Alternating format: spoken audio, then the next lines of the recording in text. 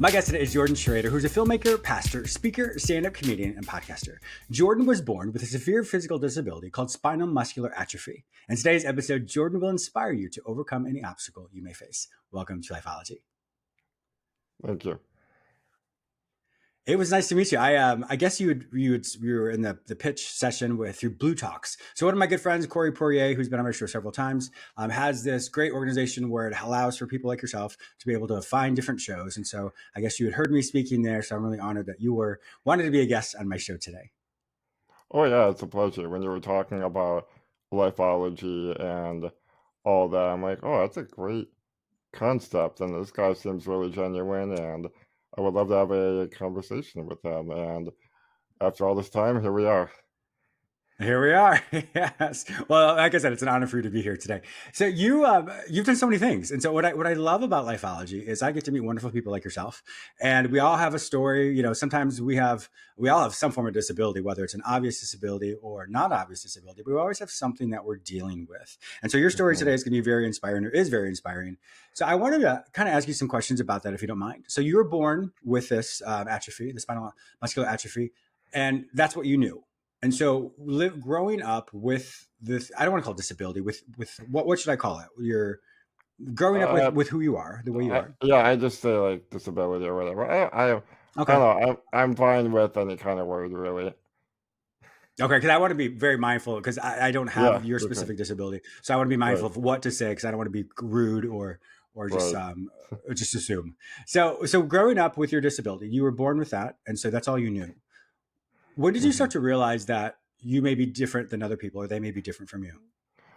I guess it was just kind of from the beginning. I think growing up, even as a toddler, even it was always I was always pretty self-aware of it, Mm-hmm. and just the way my parents would try to and my family, I should say, like my mom, dad, and my two older sisters, the way they would try to include me with everything else and everybody else as well. They Mm-hmm. didn't like try to shield it. Really, they didn't like Okay. use protective language or anything like that. Mm-hmm. Everything was pretty raw from the beginning, and I think that was part of um the best medicine for it. Is that, Mm-hmm. at least in my case, everything was just pretty upfront Sure. and like what you see is what you get kind of thing. And my Mm-hmm. parents like right away taught me like you have this disability, this is what's going on. And when you're growing up with a disability, especially one like that, you get used to it pretty quick as far as like knowing that you do have limitations. And although I will say, after a while, like once I got through, once I started going through the milestones, I guess you could say, of adolescence, then it really the toil really started to show. Like Yeah, whether it sure. was I don't know, playing with the kids outside Mm-hmm. on the playground, although we always found ways to do it. The kids always found ways to include me, albeit sometimes very Mm. dangerous ways to do it. Oh, I'm And sorry. Yeah. um, Good intentions, af but not the smartest. right, like, Yeah. for some reason, I was always blessed with the gift of obtaining friends rather easily. Not a lot That's of great. people can say that, even if you don't have a obvious disability. Mm-hmm. That's a gift to be blessed with, Yeah. Yeah, to it be able really to is. connect with Yeah. people. I think from when I was growing up in church all the way through school, I never had a problem making friends, making Mm-hmm. acquaintances, having groups, and um, they never made me feel like I had limitations. They just like, oh, he's just a normal person like everybody else. He just does things differently. Like it's always been that That's great. That's a good simple. reframe. Yeah. Now, walk Yeah, us through what actually is spinal muscular atrophy. What are the symptoms of that? What does it look like? So, for the people who don't know yet, please let us know. yeah. Spinal muscular atrophy, there's a lot of complications, but in layman's terms, it's basically the proteins in the motor neurons that everybody has um, are is insufficient and Okay. lackluster, and they don't help the motor neurons help with the Mm, muscle tissue to grow properly. And it's a gotcha. genetic disease, although not many people in my family that I know of have really had it. It's just a combination of the parents. Sure. I'll get to that in a second. But the disease itself, basically, as I age, my muscles don't naturally grow along with my body. Mm, My muscles get okay. weaker and weaker, Okay. especially swallowing muscles and my respiratory Mm. muscles, and Oh, obviously goodness. Okay. my Yeah. limbs. Like I've never walked, I never really crawled. Um, there are different types of spinal muscular atrophy, um, Mm-hmm. also known as just SMA. For sure, I have type 1, which is also called Worden-Hoffmann's disease. And so you get it right away at infancy. Like they know, Mm, someone in our church nursery noticed at like 7, 8 months old that I wasn't sitting right. And she told my hmm, parents. My parents got me a muscle biopsy, and that's how we found out. Wasn't mm, supposed to live past the age of 2. Back in the 90s, just research on muscular dystrophy as a whole wasn't the mm-hmm. greatest yet. And now 30 years Yeah. later, everything is different. It's crazy. So back then, people would be like, you have 2 years, you have 5 years. But then nowadays, I'm meeting all these people with muscular dystrophy. I use that in the umbrella terminology, Mm-hmm. Sure. that are living into their 60s and 70s. So it Wow. just shows how much That's amazing. research and medical Yeah. science has really progressed in the last just Certainly. 30 years. Yeah. With you, Hmm. obviously, this is something you were born with, and so it's quote all you know when it comes to Hmm. how your body's able to move. With that, how do you often compare yourself between other people who don't have that Oh disease? yeah. Oh yeah, it's hard not to. Comparison is Yeah, of course. just a natural human fault. We're always going to Hmm. compare ourselves to other people, and there were times in my life where I would like, in retrospect, it's kind of funny, but like I would compare myself to other men that would be like an image of what I wish I would be if I didn't have Mm, sure. this muscle Yeah. disease, or like or if I wanted to have certain women, but their Hmm. much more muscular boyfriend or potential partner that would become their partner eventually would, like, quote unquote, steal them away. At least in my Mm. dramatic mindset growing up as a sense. I'm probably the same melodramatic version of that Yeah, story. I was a very melodramatic person in a way growing up when I look at it. That's funny. And that's even in college, but whatever. College, that's a whole different Yeah, story. But yeah, I would sure. compare myself to other guys that like were they didn't even have to be super athletic. They could just like I think it was just a concept of being able to just get up and go whenever they wanted and Yeah, yeah, go that's be, fair. that kind of thing. And I always felt like my body was imprisoning me and Mm. leaving me trapped in my mindset, which can be a very dangerous place. It Um, certainly can be. yeah, Yes. and oh yeah, like I would get mad that I couldn't play sports or just hop in my car and go somewhere without needing help. Because with SMA, you need help with depending on the type you have. But with my type, Yeah. you need help with pretty much everything. Mm. It's just to be raw. It's basically 24-hour care. Yeah. Although I manage it pretty well, and I do have a lot of independent aspects that I'm still able to work Good. out yet. And but yeah, I will I always compared myself. I got a little better Yeah. about it in my late 20s, I just turned 30 a couple weeks ago, and so Congratulations. thank you. Um, so my 20s and my teens, I'd say, were all about comparison and Yeah. envy. I'll be honest, envy and Yeah, I'm sure. jealousy. Yeah, but I Yeah. just I think You God's know, grace really helped me with that. yes, it does. There's, I think all of us, when we look at life and we can see what we're not good at. For example, I'll never be an NBA basketball player. And I know what I can do Yeah. and what I cannot do. And I think sometimes when we get lost and the thoughts of, I can't do this or I can't do that.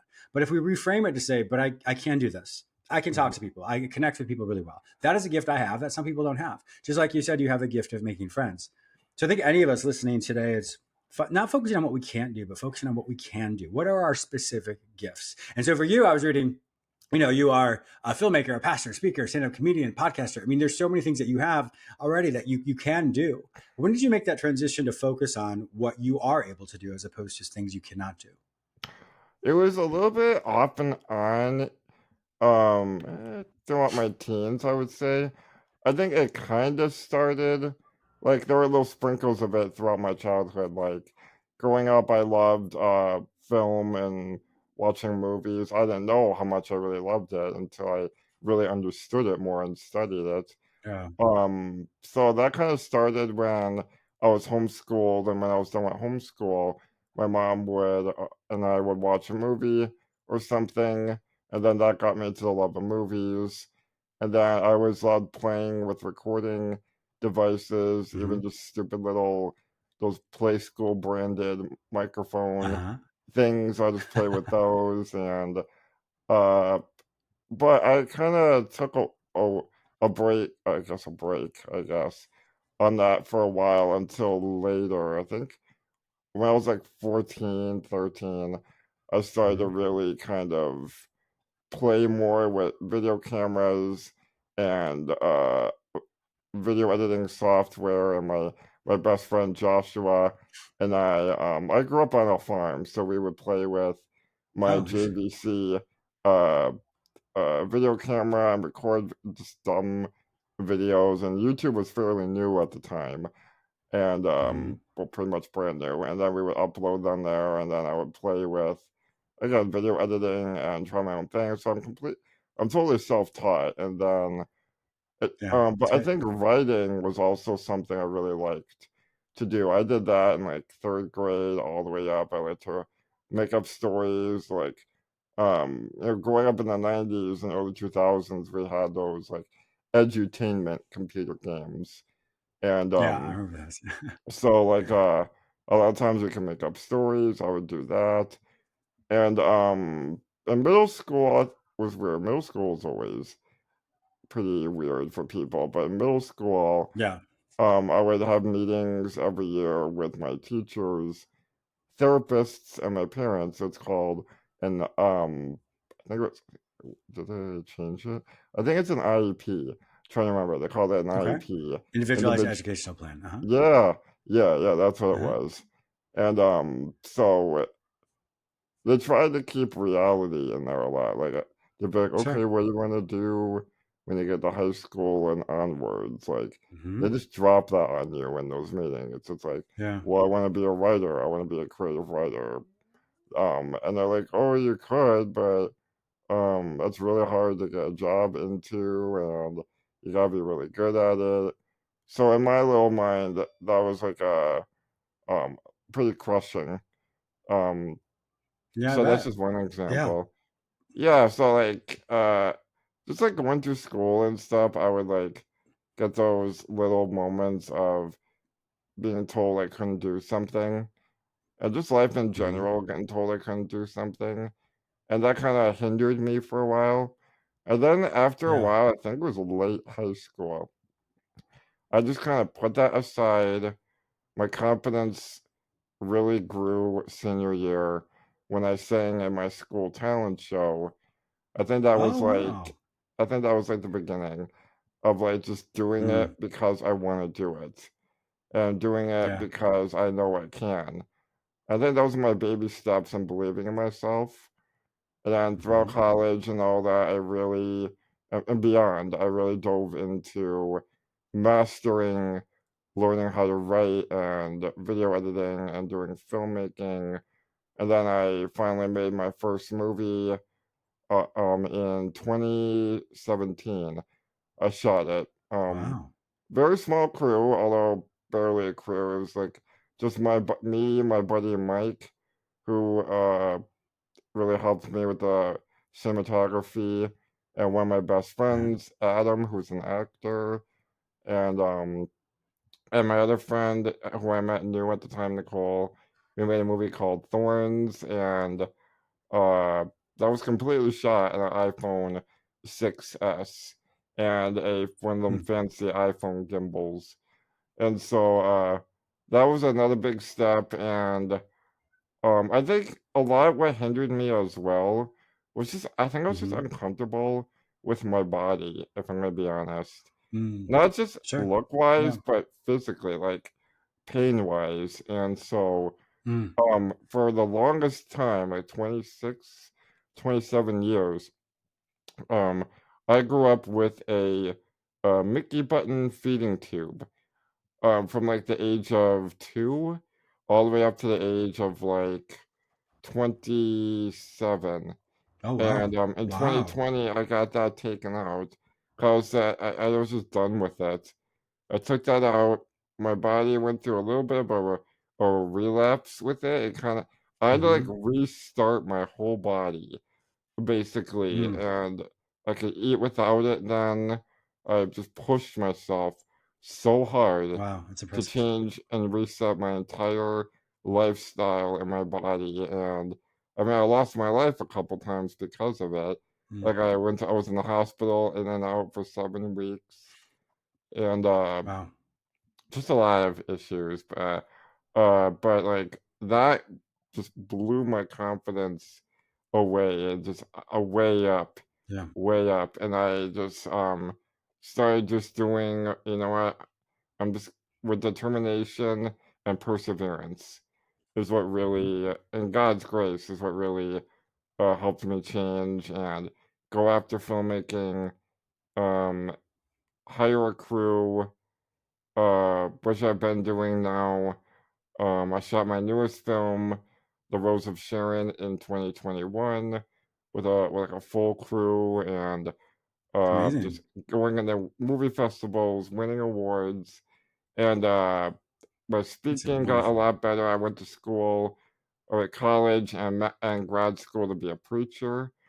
Um, and over the last 10 years, public speaking and preaching and getting my tube out and my resetting my body, I just got so better at speaking and Yeah, I'm sure. articulating, and it's so much to cram into such a small session. But Yeah. yeah, I just reinvented myself, I guess, for just sum it all sum it all up into one word. I just kind of reinvented myself over the past few years, and now Sounds like it. I'm making award-winning films. I'm starting a my own business this year, and I'm like I've been trying to find church jobs. It's been a little difficult. I'll get to that in a second. But yeah, I'm making films. I'm doing stand-up comedy in my city of Milwaukee, and I'm podcasting and just doing all these things that I want to do. And I moved out of my parents' house 19 months ago. That was a huge leap forward, especially Congratulations. with someone, thank you, with a severe physical disability and organizing all that. So in a way, it's almost like when you live with a disability, sometimes you're a little bit of a late bloomer. Um, Hmm. kind Yeah, I of, could see that. but at least for me, I kind of was. But yeah, like I've never been healthier and and all that than I am now in my 30 years.